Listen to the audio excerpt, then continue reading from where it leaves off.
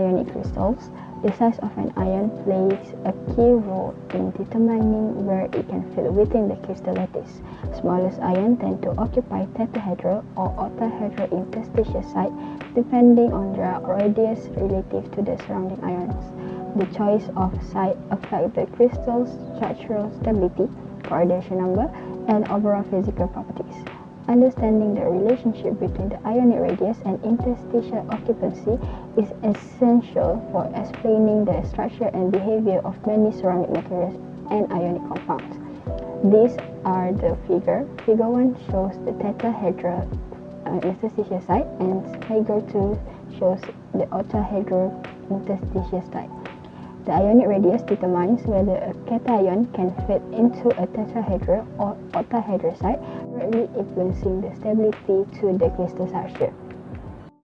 So for the next slide, I will explain about the crystal structure. So what is crystal structure? The crystal structure is the regular and repeating three-dimensional arrangement of atoms, ions, or molecules in a solid material. This arrangement will create an order structure that determines the characteristic properties of a material, such as its strength, density, electrical properties, and thermal behavior.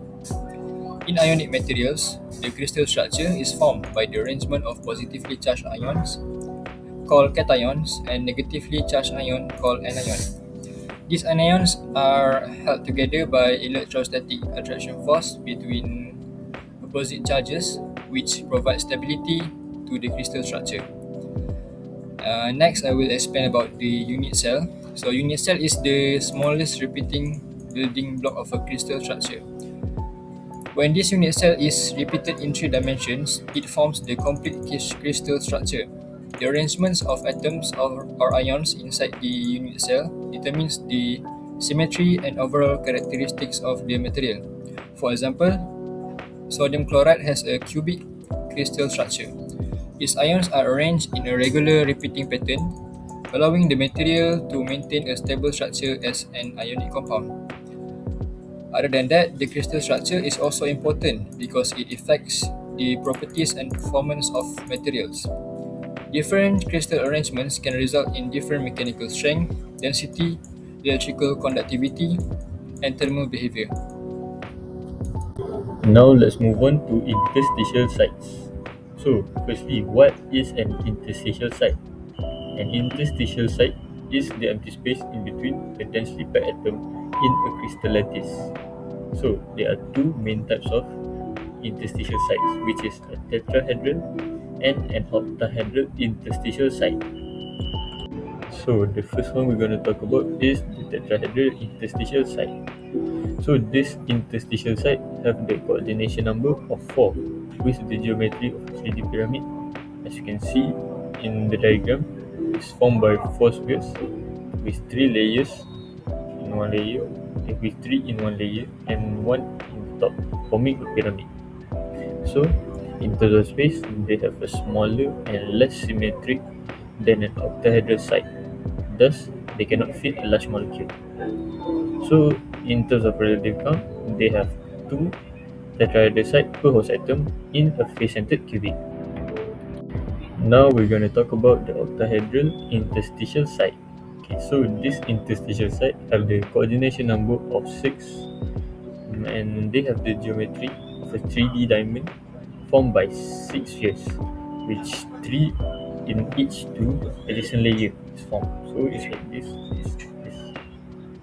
So in terms of space, they have a larger space and more symmetric space than a tetrahedral site, so they can fit a larger molecule. And in terms of a relative count, they only have 1 octahedral site for each host atom in FCC, which is face-centered cubic. Now we talk about what is the radius ratio rules. So this rule is used to predict which interstitial site where the tetrahedral or octahedral cation will occupy based on the relative size of the cation and anion. This rule compares the radius of positive ion cation with the radius of the negative ion anion by using the formula radius ratio equal to R of the cation over R radius of the anion. Then we continue to radius ratio table. After we done calculate the radius ratio number, we can refer to this table to know the coordination number and coordination geometry. If the calculation we got is below 0.225, the coordination number will be 2 or 3, and the coordination geometry will be linear or triangular. And if the calculation we got 0.225 to 0.732, the coordination number will be 4 or 6, and the geometry will be tetrahedral or octahedral. And the last one is after we calculate and then we got the number 0.732 to 1, and the coordination number will be 8, which is the geometry will be cubic. Continue it to why does this happen? If the cation we got is too small, which is below 0.225, it cannot touch all the surrounding anion, and the cation is weak electrostatic attraction form, and the structure is less stable, and the structure also will be linear or triangular. And then if the cation is in medium size, which is 0.225 to 0.732, it fits comfortably into the larger octahedral cavity. The cation touch all the seat surrounding of an ion, and they have a strong ionic bond, and the structure will be stable. And if the cation is too large, which is above 0.732, the cation cannot fit into tetrahedral or octahedral. The lattice become distorted, and the structure will be forming into cubic coordination. Then this is a graph coordination number versus radius ratio. As you can see, in the x-axis is a radius ratio, and the y-axis is coordination number.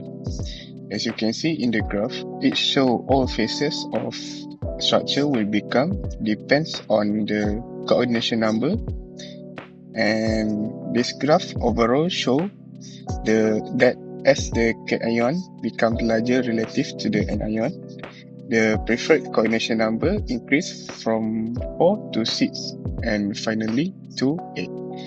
These changes determines which interstitial sites the cation occupy and directly affect the stability of the ionic crystal structure.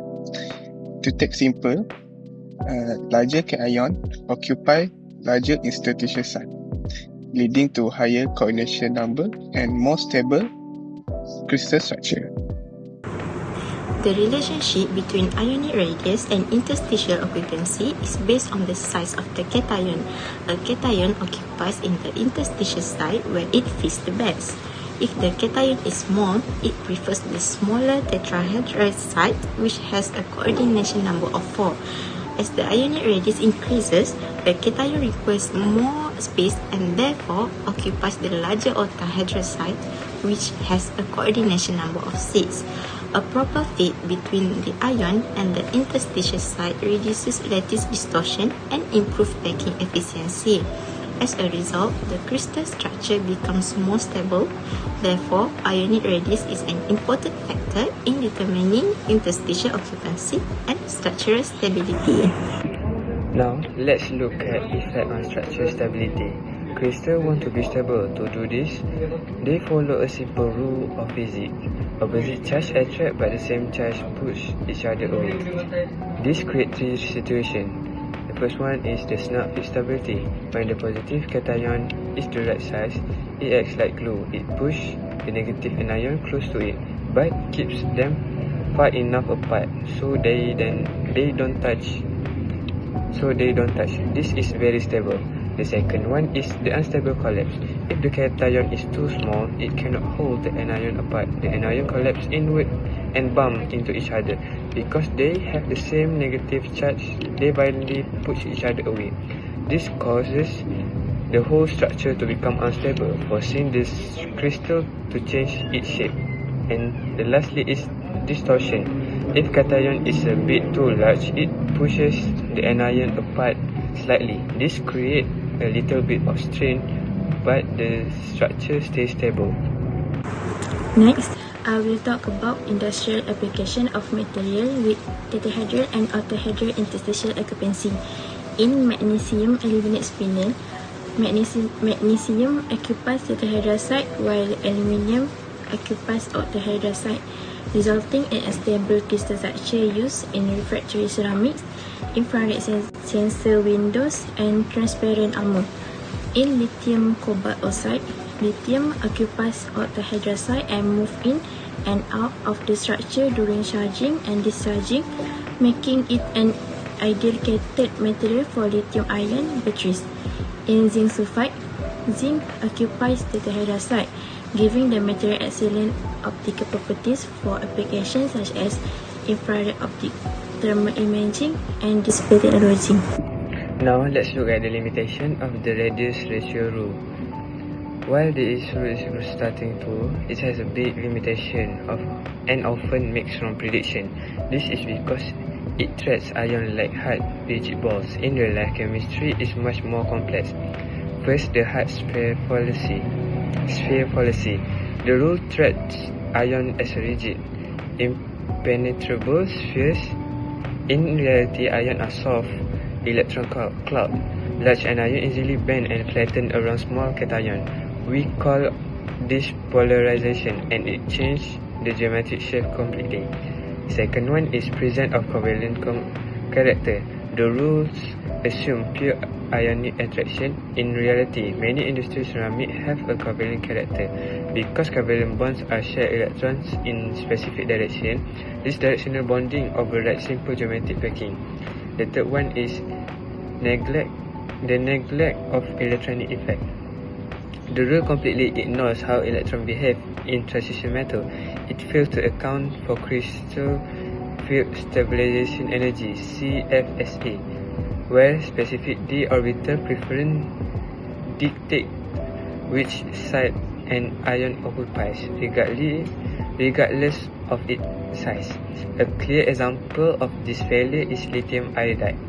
Based on its tiny lithium size, the rule predicts the tetrahedral geometry with a coordination number of 4, but in reality, it's from a rock salt or trihedral structure with a coordination number of 6. This happens because a large ion paralyzes and bends so easily around the lithium, proving the real chemistry often overrides simple geometry.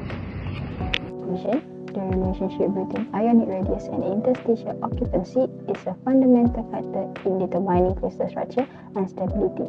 The size of an ion influences whether it occupies a tetrahedral or octahedral site, while the radius ratio rules help predict the preferred coordination arrangement. Proper occupancy enhance structural stability and affect the mechanical, electrical, and thermal properties of the material. Although the radius ratio rule provides a useful guideline, it has limitations because other factors such as forming characteristics and crystal chemistry also influence crystal structures. Understanding this relationship is important for the study and development of ceramic material, ionic compounds, and other advanced material applications.